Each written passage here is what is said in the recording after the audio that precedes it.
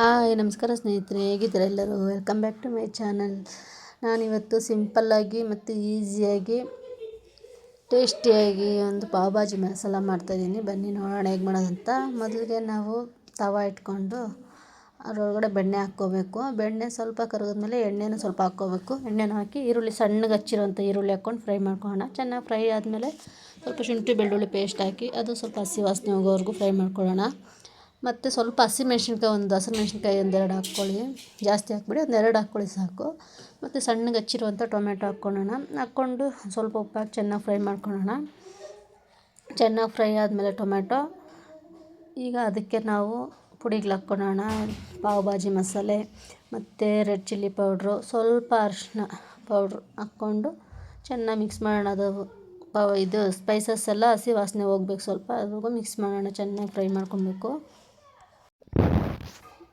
ಇದೆಲ್ಲ ಫ್ರೈ ಆದಮೇಲೆ ಸ್ವಲ್ಪ ನೀರು ಹಾಕ್ಕೊಳ್ಳೋಣ. ಇದಕ್ಕೀಗ ನೀರು ಹಾಕ್ಕೊಂಡು ಸ್ವಲ್ಪ ಹಸಿ ವಾಸನೆ ಹೋಗೋವರೆಗೂ ಚೆನ್ನಾಗಿ ಫ್ರೈ ಮಾಡ್ಕೊಳ್ಳೋಣ. ಇದೀಗ ಫ್ರೈ ಆಗಿದೆ. ಈಗ ನಾವು ಮುಂಚೆನೇ ಬೇಯಿಸಿಟ್ಕೊಂಡಿರ್ತೀವಲ್ಲ, ಆಲೂಗಡ್ಡೆ, ಬಟಾಣಿ ಮತ್ತು ಕ್ಯಾರೆಟ್ ಮೂರನ್ನು ನಾವು ಫಸ್ಟೇ ಬೇಯಿಸಿಟ್ಕೊಂಡಿರಬೇಕು. ಅದನ್ನು ಹಾಕ್ಕೊಳ್ಳೋಣ. ಈಗ ಕ್ಯಾಪ್ಸಿಕಮ್, ಅದಕ್ಕೆ ಮುಂಚೆ ನಾವು ಕ್ಯಾಪ್ಸಿಕಮ್ ಸಣ್ಣಗೆ ಹಚ್ಕೊಂಡು ಕ್ಯಾಪ್ಸಿಕಮ್ ಸ್ವಲ್ಪ ಹಾಕ್ಕೊಳ್ಳೋಣ. ಸಣ್ಣಗೆ ಹಚ್ಕೋಬೇಕು ಕ್ಯಾಪ್ಸಿಕಮ್ಮು. ಈಗ ಇದಕ್ಕೆ ನಾವು ಬೇಯಿಸಿಟ್ಕೊಂಡಿರುವಂಥ ಆಲೂಗಡ್ಡೆ, ಬಟಾಣಿ, ಕ್ಯಾರೆಟು ಮೂರನ್ನು ಹಾಕ್ಕೊಂಡು ಚೆನ್ನಾಗಿ ಸ್ಮ್ಯಾಶ್ ಮಾಡ್ಕೊಳ್ಳೋಣ.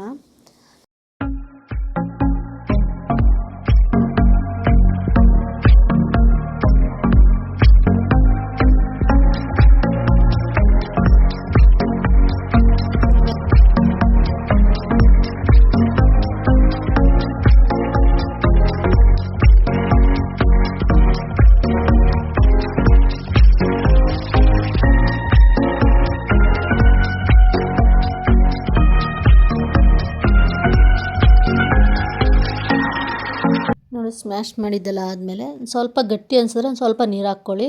ನೀರು ಹಾಕ್ಕೊಂಡು ಚೆನ್ನಾಗಿ ಮಿಕ್ಸ್ ಮಾಡಿ ಒಂದು ಸ್ವಲ್ಪ ಹೊತ್ತು ಕುದೀಲಿ. ನೀರು ಹಾಕಿದ್ಮೇಲೆ ಆಗ ಸ್ವಲ್ಪ ಉಪ್ಪು ಖಾರ ನೋಡ್ಕೊಳ್ಳಿ, ಕಡಿಮೆ ಆಗಿದ್ರೆ ಹಾಕ್ಕೊಳ್ಳಿ. ನೀರು ಹಾಕಿದ್ಮೇಲೆ ಸ್ವಲ್ಪ ಕುದ್ಮೇಲೆ ಅದು ಹೊಂದ್ಕೊಳ್ಳುತ್ತೆ ಉಪ್ಪು ಖಾರ ಕರೆಕ್ಟಾಗಿ. ಆಮೇಲೆ ಕೊನೆಯಲ್ಲಿ ಸ್ವಲ್ಪ ಬೆಣ್ಣೆ ಹಾಕಿ ಕೊತ್ತಂಬರಿ ಸೊಪ್ಪು ಉದುರಿಸ್ಕೊಂಡ್ರೆ ಆಯಿತು ಪಾವ್ ಭಾಜಿ ಮಸಾಲ.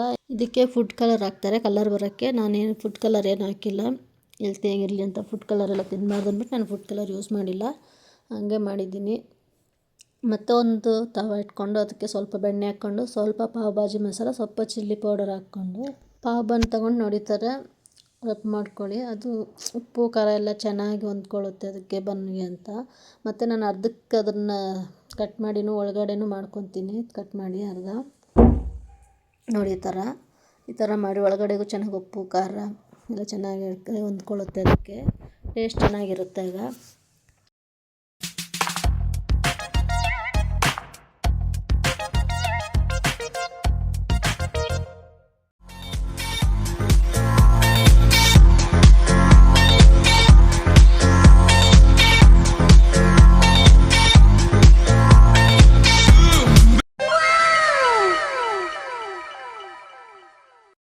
ನೋಡಿ ಸ್ನೇಹಿತರೆ, ಪಾವ್ ಭಾಜಿ ರೆಡಿ ಆಯಿತು.